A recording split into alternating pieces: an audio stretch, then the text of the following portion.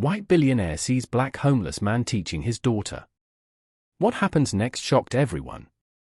At just 22 years old, Marcus had experienced more pain and hardship than most people do in a lifetime. Born with a brilliant mind but thrust into homelessness after a family tragedy, Marcus had no one left and no home. He'd spent 2 years at a prestigious university on a full scholarship before a single devastating event tore his world apart. Hopeless, forgotten, yet impossibly smart. But one day, everything changed. He met Amelia, the daughter of a billionaire studying in the best school money could buy, yet struggling to learn. And it was Marcus, the man living under an overpass, who became her secret teacher. But when Amelia's powerful father discovered a homeless man teaching his daughter under an old oak tree, what he did next will leave you speechless. So grab your popcorn, sit back, and get ready for one of the most powerful stories you've ever heard. And if you're new here, don't forget to subscribe and hit the like button to support more inspiring stories like this one. Get out of here, I said, move it. A torrent of dirty mop water splashed onto the pavement, just inches from Marcus's worn-out sneakers. He didn't flinch. He'd grown used to the insults. The deli owner's voice cut through the morning air again. This isn't a flop house. You're scaring away my customers. Go on, get lost before I call the cops. Marcus slowly got to his feet. He was 22, but the streets had carved the lines of a much older man onto his face. He didn't get angry anymore when people called him names. Bum, vagrant, junkie. He'd heard them all. What hurt more was the invisibility, the way people's eyes slid right past him as if he were a piece of trash. He once had a bright future, a full scholarship to Columbia, and proud parents who saw him as their shooting star. But a drunk driver on the I-95 extinguished that light in an instant, and the subsequent tidal wave of grief washed away his scholarship, his apartment, and everything else. His bed was now a flattened cardboard box under an expressway, his blanket the drone of ceaseless traffic. Marcus didn't know what it meant to dream anymore. Survival was the only language he spoke. He saw her that morning, a girl in a private school uniform stepping out of a black town car, clutching a leather-bound textbook. She glanced in his direction for a split second, her eyes wide, before her driver ushered her quickly toward the school's ornate iron gates. She whispered something to a friend, who then giggled. Marcus looked down at his own grimy hands, his stomach twisting into a familiar knot. Hunger was a constant companion. Still, beneath the despair, he dreamed of sitting in a lecture hall, of solving complex equations that felt like poetry. He dreamed of someone, anyone, seeing the man he used to be. But who would give a second chance to a homeless man? Nobody. And yet, Marcus still hoped. As he reached into his pocket to count the crumpled dollar bills he had collected, he heard a vendor shout, "Get your hot dogs. Life's too short to be hungry." Marcus didn't look back. He just pulled his thin jacket tighter and whispered, "Amen." It started with an act of kindness. Marcus was crouched behind a dumpster, his stomach a hollow ache, when an older man running a hot dog stand approached him. "You look like you could use this," the man said gently, holding out a hot dog. No strings attached. "My name's Ul. The food was hot, the bread soft." That evening, Ul found him again with coffee and a blanket. "What's your story, son?" he asked. Marcus told him everything. The scholarship, the accident, the slide into homelessness. Ul listened patiently, then clapped him on the shoulder. "Tomorrow, you help me clean up, and in return, you eat. Deal?" Marcus nodded vigorously. For 2 years, that was Marcus's life. He worked for Ul, and in his spare time, he devoured the second-hand textbooks Ul bought for him. "A mind like that is a terrible thing to waste," Ul had said. But just when life seemed to have found a fragile rhythm, everything changed. Ul's daughter in Florida had fallen seriously ill. "I gotta go take care of her," Ul said, his voice heavy. "I'm selling the cart." For good, son. Marcus felt the ground shift beneath his feet. He wanted to scream, "Don't leave me here," but he only nodded. 3 weeks later, Ul was gone. The corner felt empty, and the new vendor chased Marcus away. He was truly alone again. He tried the university library, hoping just to read, but was harshly turned away by a security guard who saw only a vagrant, not a scholar.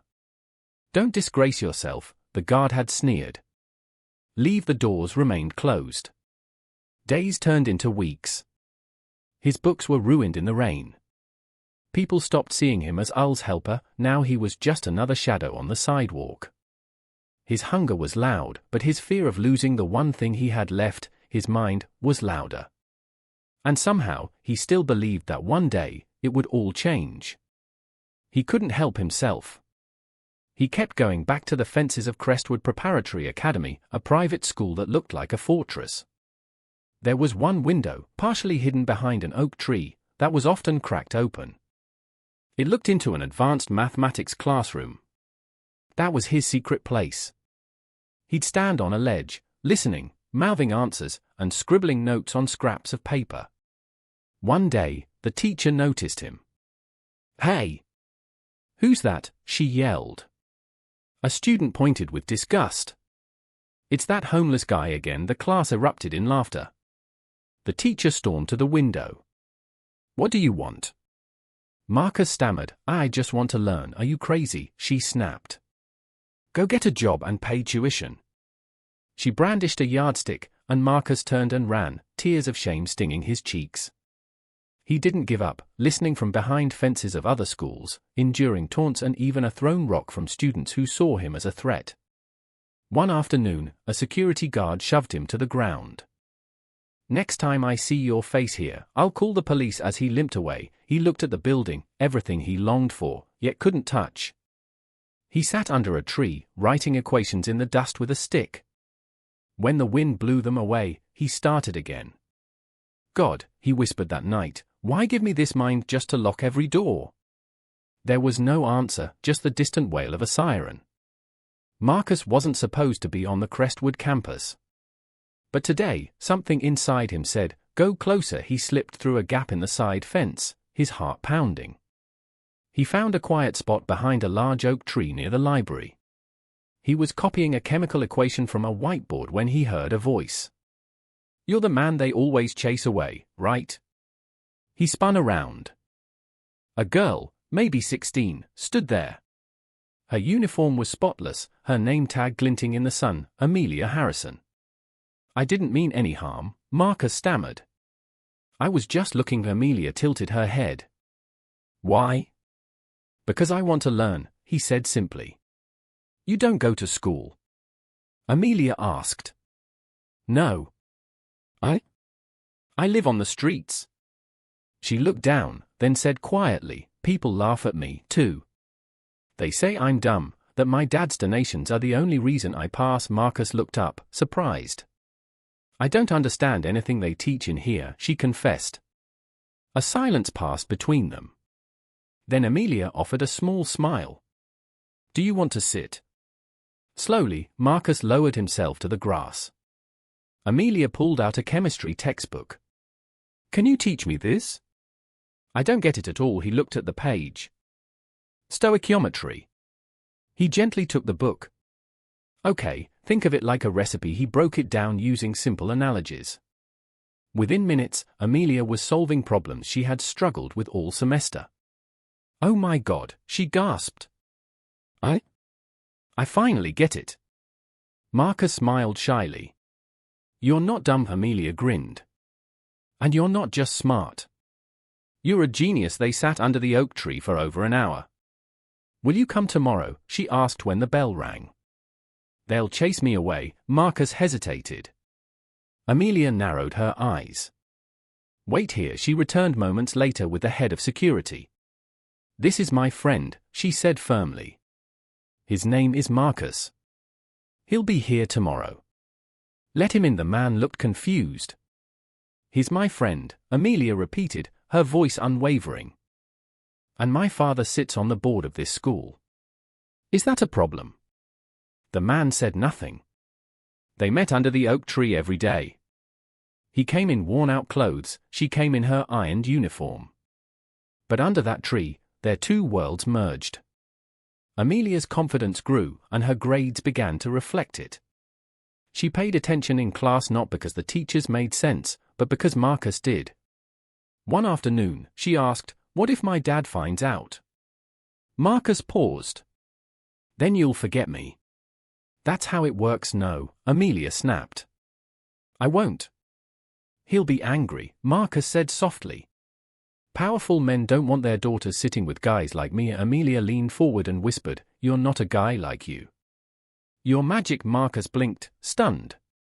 "Magic," she repeated. "That's what you are." They shared more than lessons. Amelia brought him a warm coat and a notebook, and Marcus shared stories of the constellations and the books he'd read, rebuilding a piece of the world he'd lost. But they kept it a secret from her father, Arthur Harrison, one of the most feared titans of industry in the country. The morning started like any other. Amelia sat through her classes, waiting for her study hall. Her teachers praised her remarkable improvement, but none of them knew the reason. At 12:35 p.m., she was under the oak tree.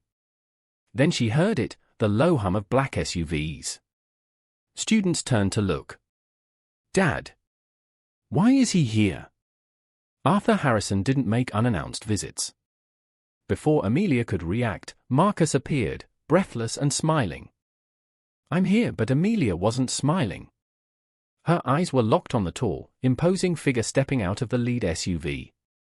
Marcus followed her gaze, and his body went rigid.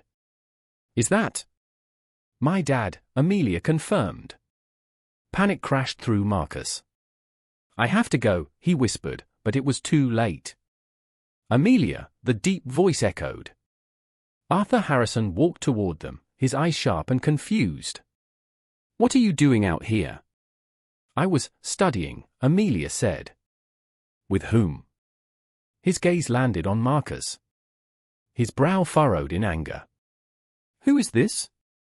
Amelia stepped in front of Marcus. "This is Marcus.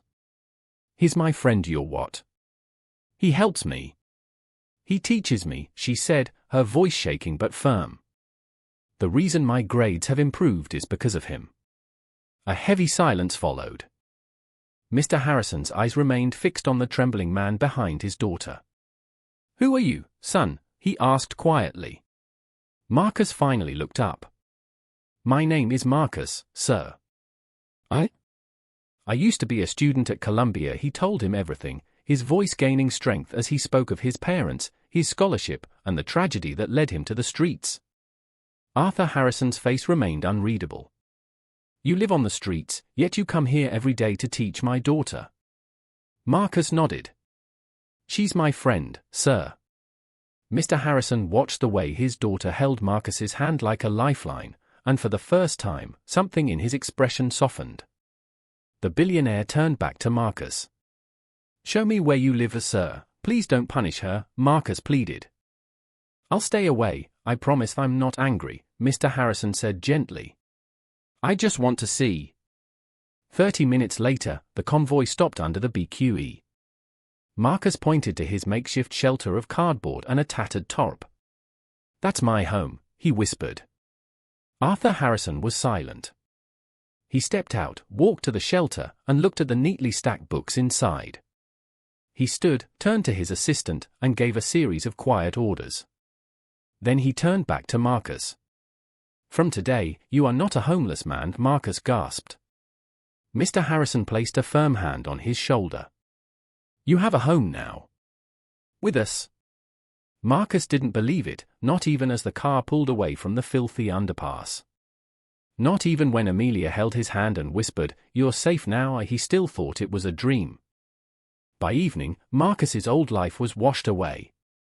A hot shower, clean clothes, and an introduction from Mr. Harrison as a new member of the family sealed the unbelievable turn of events. "This is Marcus," he told his staff. "Treat him with the same respect you give my daughter." The next morning, Marcus looked in the mirror and could hardly recognize himself. "I feel like I'm dreaming," he told Amelia. "You're not," she said. "You're my brother now." Instead of sending him back to prep school, Mr. Harrison made a call to the dean at Columbia. With his financial backing and Marcus's old records, re-enrollment was not a problem. Weeks turned into months. Marcus adjusted to his new life, though he still woke up some nights thinking he was back on the cold concrete. He became Amelia's official tutor, and her confidence bloomed. One afternoon, Arthur Harrison called Marcus into his study. "I've been watching you," he said. "You've changed my daughter's life." "And mine." He handed him a new laptop. "Your first tuition payment has been made. Classes start in the fall." Tears filled Marcus's eyes. "Thank you, sir," he whispered. "Thank you for seeing me when nobody else did." Mr. Harrison placed a gentle hand on his head. "You were never invisible, Marcus." The world just needed to open its eyes that night. Marcus sat on the penthouse balcony, looking at the stars. "My name is Marcus," he whispered.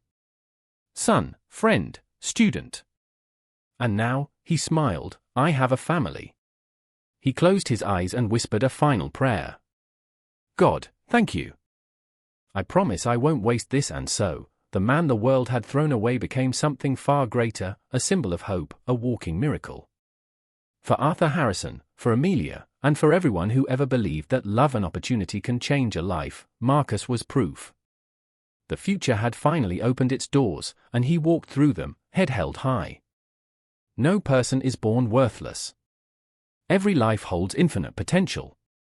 Marcus's story is a powerful reminder that one act of compassion can unlock the greatness hidden by circumstance. True worth isn't where you come from, but what you do when someone finally sees you for who you are. We hope you enjoyed this story. Please share your thoughts in the comments below. If this story touched your heart, don't forget to like, share, and subscribe for more inspiring content. Thank you for watching.